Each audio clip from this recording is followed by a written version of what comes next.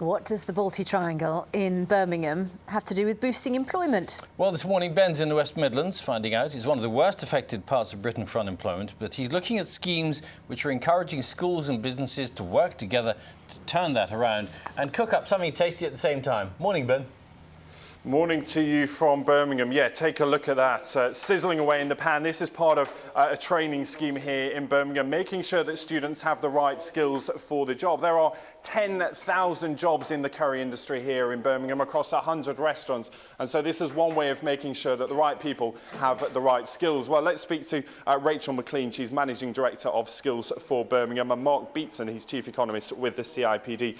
Morning to you both. Rachel, this all does look like a lot of fun, but clearly there is an issue here about making sure that students have the right skills for the jobs that are now becoming available.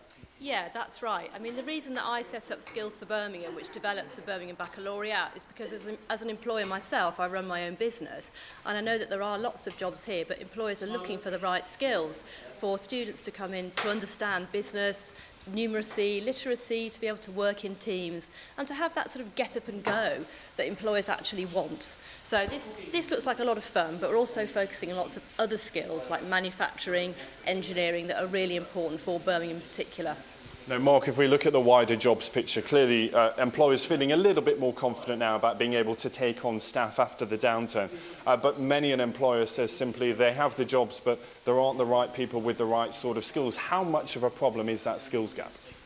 I think it is a problem, particularly for certain groups, such as young people and those who've been unemployed for quite a while, because they lack the sort of experience and the connections. And this is all about actually giving them that broad grounding, not just the technical skills, but also of the attitudes, the connections, how to do an interview, business awareness, all those things. And we're working hard with employers to sort of put that into place. Now, Rachel, when it comes to finding the right people with the right jobs, it is a challenge for any employer.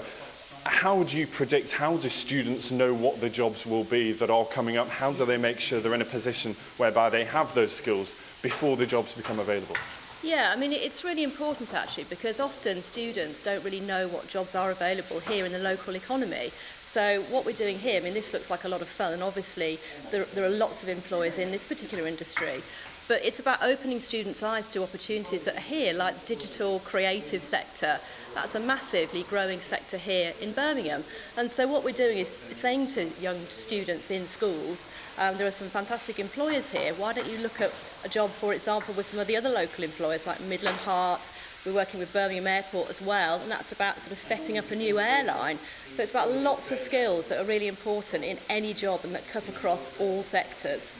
Now, Mark, is there a tendency, when we talk about young people, of course, they maybe have the opportunity to go to places like this to get the skills for the job.